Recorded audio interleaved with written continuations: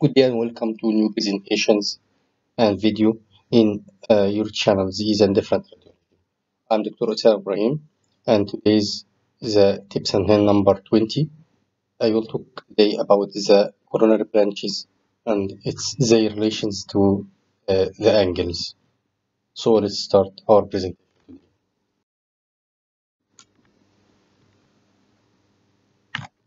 Contents of my presentation today, there are three sections. The first one is general rules about the angle, and second one I will talk about the coronary cusps or the coronary sinuses, and I end my presentations by the coronary branches or the branches of each coronary vessel. Let's start with the general.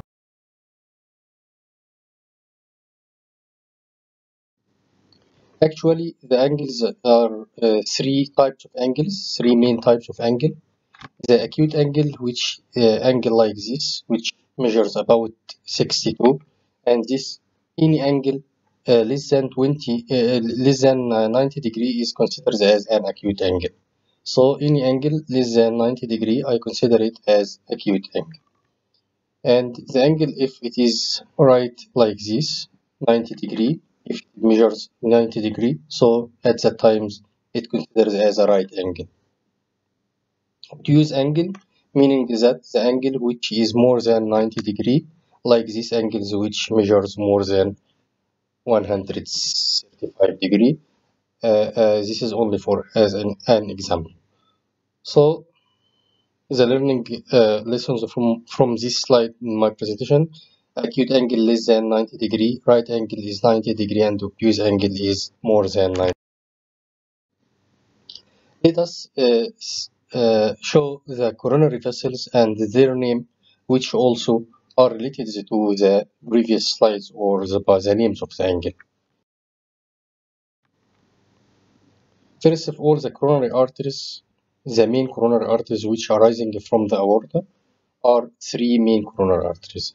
This is the heart and this is the aorta, which are arising from the LV or left ventricle, and there are coronary cusps. These coronary cusps arising from it three main coronary vessels. The first one is the right coronary artery, which arising from the right coronary cusps anteriorly and passing in the right side between the atrium and ventricles in the right atrioventricular groove. And the left circumflex artery, there are left main coronary artery arising from the left coronary cusps or sinus, and then dividing into two main branches. The left circumflex is one from them. The left circumflex artery are passing in the left atrioventricular groove between the left atrium and the left ventricle. So this is the left atrioventricular groove, and this is the right atrioventricular groove between the right atrium and right ventricle. The pathway of the right coronary artery in the right atrioventricular groove. However, the pathway of the left circumflex is at the left atrioventricular groove.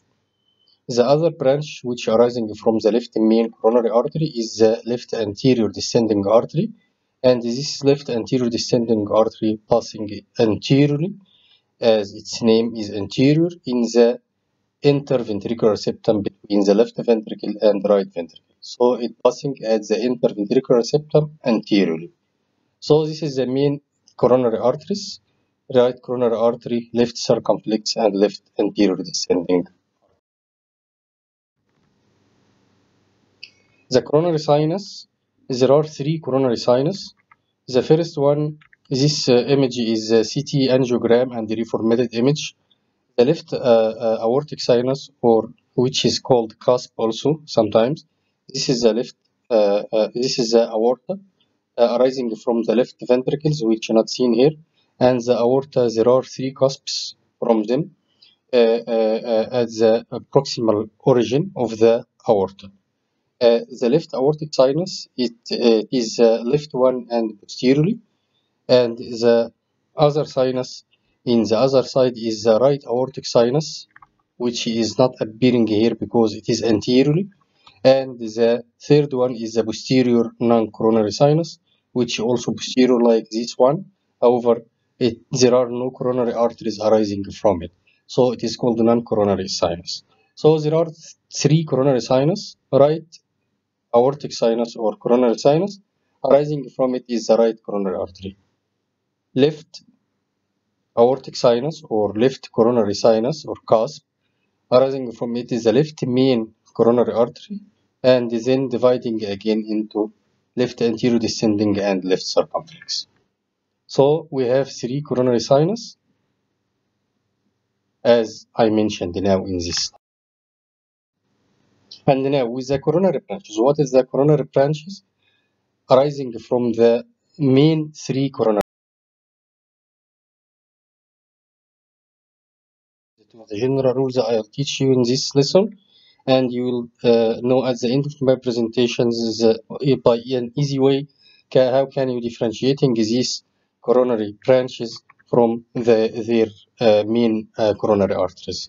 Let us starting with the right coronary artery and the branches of the right coronary artery. Right coronary artery is written as RCA, right coronary artery, and the branches of the right coronary artery. First one is the sinoatrial nodal artery after arising from the right coronary sinus, then acute marginal artery, and the acute here coming from its acute angles which making it with the wall of the heart, and it passing to the right ventricular after it passing in the atrioventricular septum or in atrioventricular groove, then supplying this acute marginal branch supplying the right ventricular wall.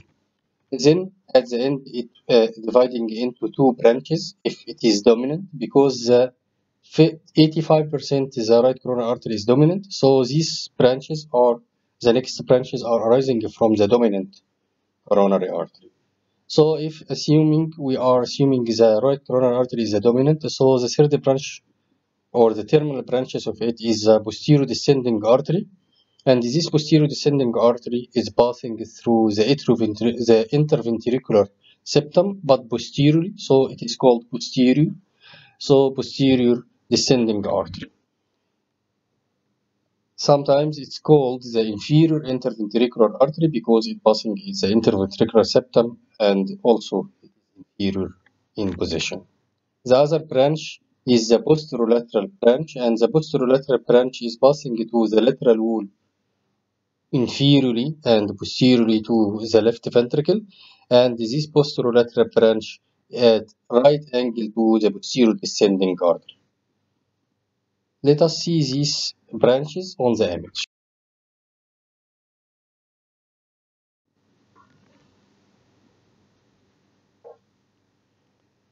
This image from my daily work cases, and this is a reformatting image of the coronary arteries after we inject contrast and imaging the aortic arch and the coronary arteries arising from it. So the first issue here, this is a coronary CT angiogram, and the right aortic sinus, which appearing here, this is the sinus, just after origin of the aorta from the left ventricle. So there are three sinus as we mentioned before. The right one is called the right aortic sinus or right aortic cusp. This bulge in the right side anteriorly of the aorta at its origin. And the right coronary artery then arising from this right coronary sinus. So this one is the right coronary artery. As we see here, we can discriminating the branches of the right coronary artery. The first branch here is considered the sinoatrial nodal artery, which supplying the SA node. And then the artery is making an acute angle like this angle, which then become the acute marginal artery. So because it passing in the margin of the right ventricle, so it is called the marginal. And because it forming an acute angle here with the proximal part from the artery, so this angle less than 90 degrees, so it is acute angle. So its name also is acute marginal branch or acute marginal artery. And then it ending at the or terminating at two branches as I mentioned before, but it is not clearly seen here. So what I want to say in these slides, the aortic arch, there are right aortic sinus or cusp. Arising from it is the right coronary artery, which gives rise to sinus arterial artery or sinonodal artery, and then acute marginal branch before it terminates. If it is cis terminations, is depend on the dominance of the artery. If the right side is dominant, so it is terminating as a posterior descending artery and the posterolateral.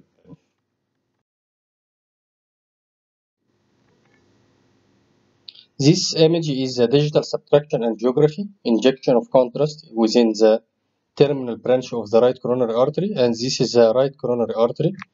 So the image here, which is showing also the right coronary artery arising from the sinus. If the contrast is injected within the right coronary artery, this one is the right coronary artery, and follow its course, it will be terminated into two branches, like these two branches. The branch which passing as the interventricular septum posteriorly is called the posterior descending artery. So it is posterior because it is posterior in the interventricular septum and descending. Sometimes because it also passing in the interventricular septum is called the inferior interventricular artery. It's supplying the inferior aspect of the interventricular septum. The other branch is the posterior lateral branch, and this one is called the PLB or posterolateral branch. Sometimes because this posterolateral branch is passing in the to supply the lateral wall of the left ventricle also, so it is called the posterior left ventricular. So the right coronary artery, this is the acute marginal branch, and the acute marginal branch supplying the right ventricular wall. However, the posterior left ventricular branch, which is another branch of the terminations of this right coronary artery, forming right angle with the BDA and supplying the left ventricle posteriorly and laterally.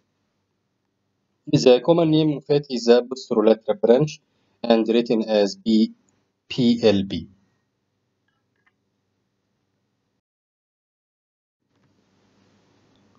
Okay, now with the next coronary artery and the branches of this artery. The left anterior descending artery, which is written as LAD or LAD. This the main coronary arteries because it is supplying the apex and the anterior aspect of the left ventricle. So left anterior descending artery is one branch from the main left coronary artery, and we know the main left coronary artery arising from the left coronary sinus, and then which gives rise to circumflex and left anterior descending artery. And now in this slide, I wanted to discuss the branches of this left anterior descending artery. Left anterior descending artery, as I mentioned before, it passing through the interventricular septum, so it will give rise to first diagonal branch, which is written as D1, and second diagonal branch, which is written also as a D2, and these branches are passing diagonally through the wall of the left ventricle, so it is mentioned or its name is a diagonal because its course is diagonal. And because it passing in the interventricular septum, so it gives also septal perforator branches supplying the anterior aspect of the interventricular septum. So this is the branches of the lead or the main branches of lead D1, D2, and the perforator septum. And now with another group or another branch from the coronary vessels, which is the left circumflex artery. Left circumflex artery is written as LCX, and LCX is referring to the left circumflex artery. The branches of the left circumflex artery is first obtuse marginal branch, and remember the obtuse here is meaning the angle is more than 90 degree, and it is written as OM1. The second branch is the second obtuse marginal branch, which is also OM2, and the third branch, if the left circumflex is the dominant, is considered the posterior descending artery, because the posterior descending artery is arising from the dominant coronary branch. So if it is arising from left circumflex, is representing the dominant, and at that time or the percentage of this less than 15%. However, the most common origin of the posterior descending artery from the right side or right coronary artery, and so the right coronary artery is dominant in the 85%.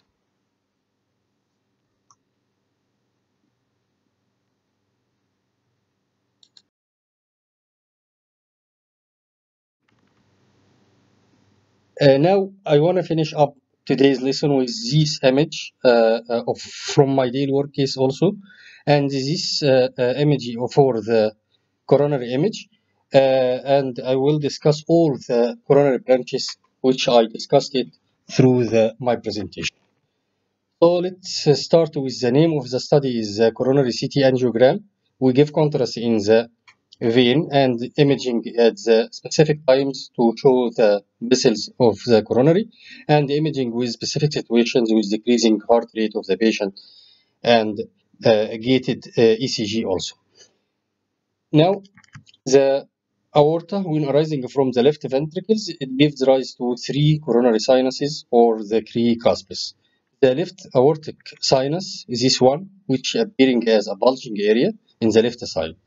And this left cusp gives rise to the left main coronary artery, which also again dividing into the left circumflex artery, which passing at the lateral aspect of the left ventricle, and this left circumflex artery, the branches of it is the first branch is called the first obtuse marginal artery or OM1.